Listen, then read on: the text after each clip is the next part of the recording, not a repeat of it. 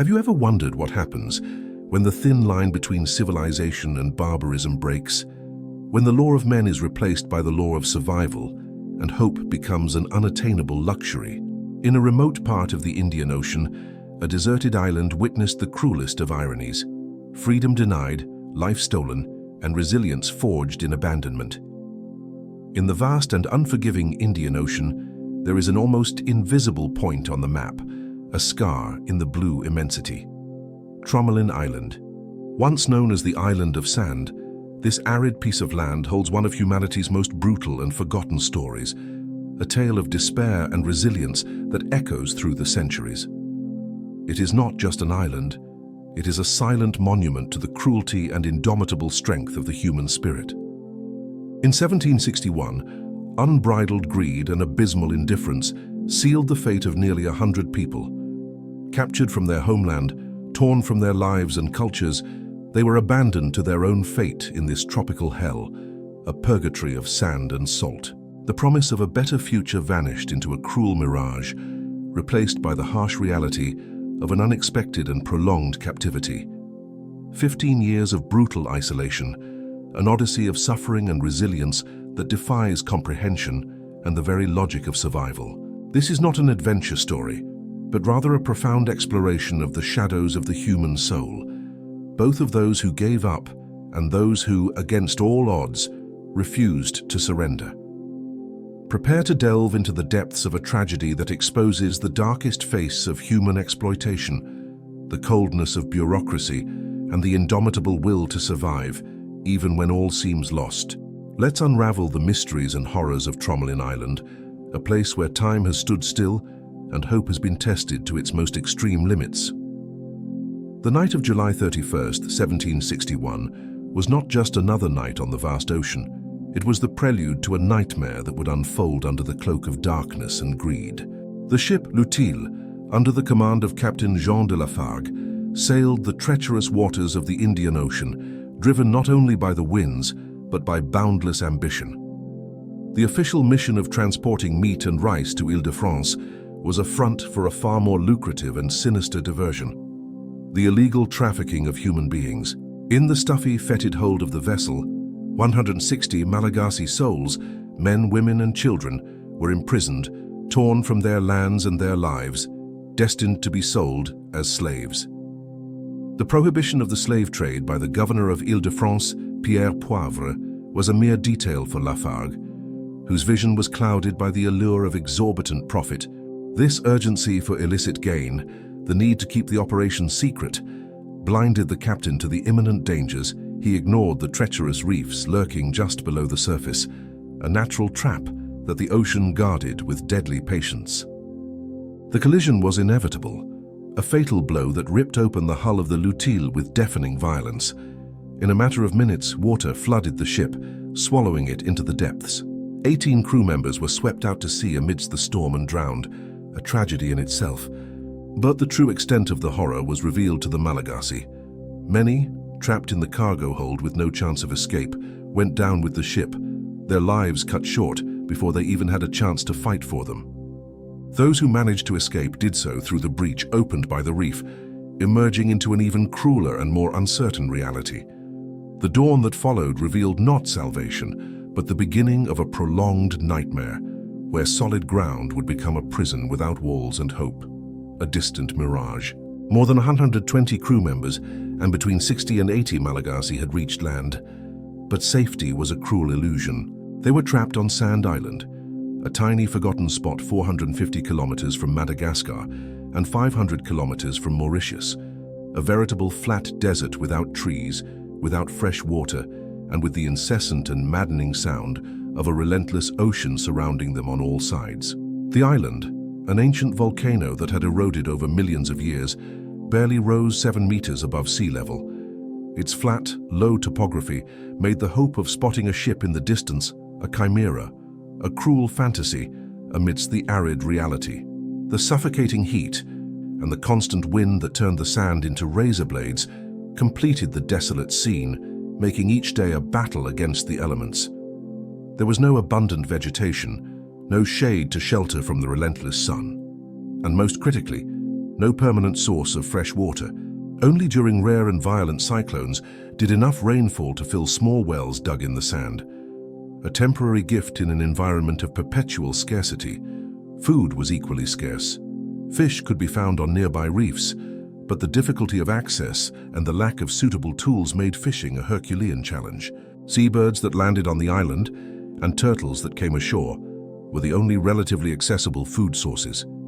In this desperate scenario, Captain Jean, in shock and fearing punishment for his illegal trafficking, succumbed to a nervous breakdown. His mind, already weakened by guilt and fear, could not withstand the pressure of the situation incapable of leading. His crew had no choice but to remove him from command, an act of pragmatism amidst the chaos. First Lieutenant Barthélemy Castellan-Verne assumed leadership, initiating survival efforts. The crew, with initial organization, managed to salvage wood, food, and other items from the shipwreck that were washed ashore or recovered by divers. These supplies would be crucial for the first few days, but their management would reveal the darkest side of the social hierarchy of the time. However, a fatal mistake was made, one that would seal the fate of many. Drinking water was initially ignored. The brutal hierarchy of the time dictated that the Malagasy were not seen as equals but rather as property, and the priority of the white crew did not extend to them. There was little reason, in the minds of the French, to address the issue of water for the enslaved at the beginning of their ordeal. This indifference would result in an even greater tragedy. 8 Malagasy died of dehydration in the first few days, a macabre testament to the dehumanization that permeated the situation.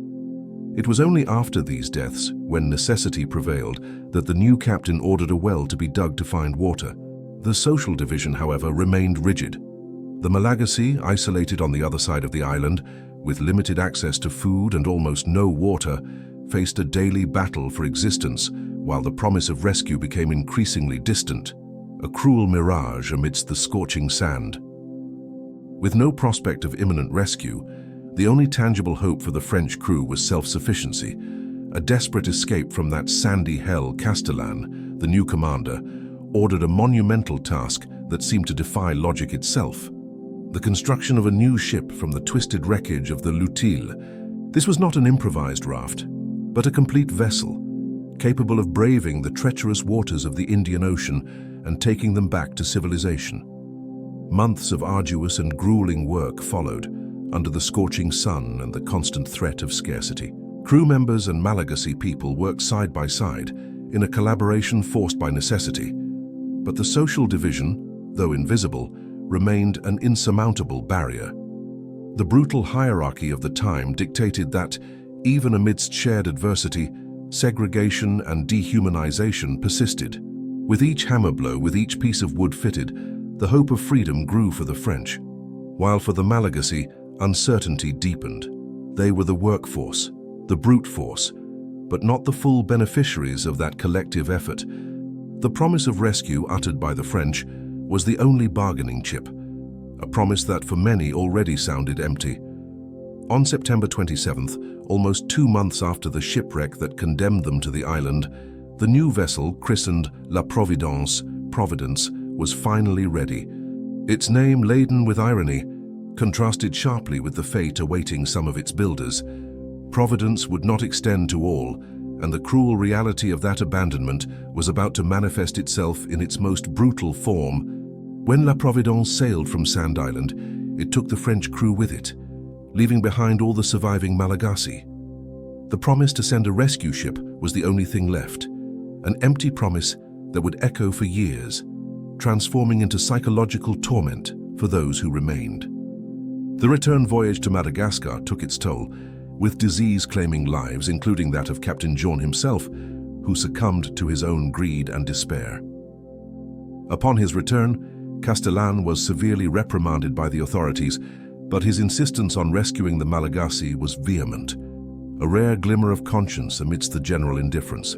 However, the governor of Île-de-France, Pierre Poivre, embroiled in the costly and bloody 7 Years' War with Great Britain for global domination, denied all of Castellan's requests. No ship could be spared for a mission to rescue slaves, considered mere property. Thus, bureaucracy and war sealed the fate of the Malagasy, condemning them to a wait that would extend for more than a decade, transforming the promise of rescue into a cruel mirage, a distant echo of a hope that would never materialize. Months dragged on, turning into years, and the promise of rescue, once a tenuous thread of hope, crumbled to dust for the Malagasy people. The harsh reality of a solitary and brutal existence on Sand Island imposed itself, and the place, once a temporary prison, became their forced home, a living mausoleum where with each new dawn, hope diminished, replaced by a somber resignation. They who were from the highlands of Madagascar, where fishing was taboo and the ocean a mystery, were forced to break ancestral traditions and cultural taboos. The overwhelming need to survive transformed them into fishermen and seabird hunters, adapting to a hostile environment that demanded a complete reinvention of their culture and livelihood. Turtles, once considered forbidden, became a vital food source, and the reefs, once barriers, were now breadbaskets. The population dwindled inexorably. With each death, the shadow of despair deepened and the community shrank, not only in number but in spirit. In an act of desperation and courage, an escape attempt was orchestrated. 18 Malagasy people boarded an improvised raft, rowing out into the vast and merciless ocean, hoping to find help or perhaps a more dignified end. Tragically, those 18 were never seen again, swallowed by the blue immensity, adding another layer of grief and despair to those who remained. With each passing year, the indifference of the outside world solidified, transforming Tromelin Island into a forgotten point on the map of humanity. Castellan, the lieutenant who abandoned them, persisted in his pleas for rescue, writing letters and reports for 11 long years. His insistence became a burden for the Minister of Maritime Affairs of the island of France, but bureaucracy and war were insurmountable barriers, more effective than any fortress. 11 years had passed since the shipwreck, and most of the Malagasy had succumbed to hunger, thirst, disease, and despair. Only 15 remained. It was only in 1772, with the end of the 7 Years' War, that Castella's persistence finally bore fruit. The Minister of Maritime Affairs, perhaps out of exhaustion or a belated flash of humanity, agreed to send a ship to rescue the survivors. But the slow and cruel bureaucracy would still exact its price. Another 3 years would pass before the first rescue attempt was made in 1775, which turned back at the island's protective reef. In 1776, a year after the first failure, a second attempt was made. The ship La Dauphine, under the command of Jacques de Tromelin, approached the island, but the rough seas destroyed the approach boat, leaving a sailor stranded on the beach, making him part of the small community. This sailor and 6 Malagasy men led another raft project, using a sail made of seabird feathers, another desperate attempt to escape. But they too were lost in the Indian Ocean, reinforcing the feeling that the island was a final destination, a prison from which there was no escape.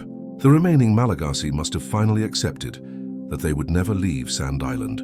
15 years of endless days and dark nights, where the only certainty was the uncertainty of tomorrow. On Tromelin Island, the life of the Malagasy people transformed into an odyssey of resilience and adaptation. Far from succumbing to utter despair, they forged a new existence, a miniature society where ingenuity and cooperation were the most valuable currencies. The stone houses, meticulously constructed with coral blocks and mortar of sand and guano, were not merely shelters against the elements. They were homes, symbols of a community that refused to be erased. Each structure was a testament to their determination to create a semblance of normality in an environment that was anything but normal. Scarcity was the rule, not the exception. Patched utensils, made from shipwreck debris or materials found on the island, were proof of a creativity forced by necessity. Nothing was wasted. Shells became containers, bird and turtle bones tools. With each repurposed object, a lesson in economy and sustainability was written in the sand. The observation tower, erected with effort and hope, was not just a lookout point. It was a beacon of hope, a constant reminder that one day rescue would come. From there, their eyes fixed on the horizon, they searched for the slightest sign of a ship, a promise that grew more distant with each passing year. Their diet, initially based on fish, seabirds, and eggs, was supplemented with the meat of sea turtles that laid eggs on the island. Fresh water, their most precious resource, was collected from wells dug in the sand during the rare rains and stored in turtle shells and large conches. Life was a constant battle against hunger and thirst, but they learned to read the signs of nature, to predict rainfall, and to find the best fishing spots. Each day, the island became less of an enemy and more of a teacher, instructing them in the secrets of survival. Despite the adversities, the Malagasy community on Tromelin Island did not fall apart. They maintained their traditions, their songs, their stories. The culture, although adapted to the new circumstances, remained alive, a link to the homeland that seemed increasingly distant. The children born on the island grew up without knowing another world, but were raised with the memories and values of their parents. Hope, though faint, never completely died out. It manifested itself in small acts of resistance, in the persistence in maintaining dignity, in the belief that one day they would be remembered. In 1776, the perseverance of Jacques de Tromelin, captain of the La Dauphine, finally brought a ray of hope. After the failure of the first rescue attempt, he did not give up. He returned to the island, determined to fulfill his promise of rescue. This time the sea was calmer, and the approach was successful. Upon landing, Tromelin found 7 women and a baby, the last survivors of a community that once housed dozens. Their faces, marked by time and deprivation, carried the story of an epic struggle. The rescue was a bittersweet moment. The joy of freedom mingled with the sadness for the lives lost, the altered culture, the stolen years. The women and the baby were taken aboard the La Dauphine, leaving behind the island that had been their prison and their home for 15 years. Tromelin Island, a forgotten point on the map, was now a silent testament to human cruelty and the indomitable, yet fragile, will to survive. The answer had finally arrived. The story of the Malagasy people of Tromelin Island is more than just a tale of shipwreck and abandonment. It is a mirror reflecting the depths of human cruelty and, paradoxically, the height of their resilience. 15 years of isolation, of relentless struggle against nature and the indifference of their fellow humans, transformed a group of captives into symbols of indomitable strength. They not only survived, they built, adapted, and kept the flame of hope alive in one of the most inhospitable environments on the planet. This saga forces us to confront uncomfortable truths about greed, dehumanization, and bureaucracy that often prove more lethal than any storm. The tragedy of Tromelin is a grim reminder that history is filled with silenced voices, forgotten suffering, and injustices that cry out for recognition. It is a testament to humanity's capacity to ignore the suffering of others in the name of profit and convenience. But above all, Tromelin Island is a monument to human dignity, to those who, even stripped of everything, refuse to be defined by their status as victims, to the women who, with the strength of their spirits, kept the community together, gave birth and raised their children in a purgatory of sand, to their ingenuity, their adaptability, and their unwavering will to live. May the story of the Malagasy people of Tromelin not be merely a forgotten chapter in the annals of history, but a beacon illuminating the importance of remembering, learning, and fighting for a world where humanity prevails over barbarity. May the memory of these survivors inspire us to recognize the strength that resides within each of us, and to never underestimate the power of hope, even in the most desperate circumstances. If you've made it this far, and were moved by this story of resilience and overcoming adversity, don't forget to like, share this video with your friends, and subscribe to the channel so you don't miss the next narratives that unveil the mysteries and forgotten truths of our history. Your support is essential for us to continue bringing you content like this. Leave your comment below. What impressed you most in this incredible journey of survival?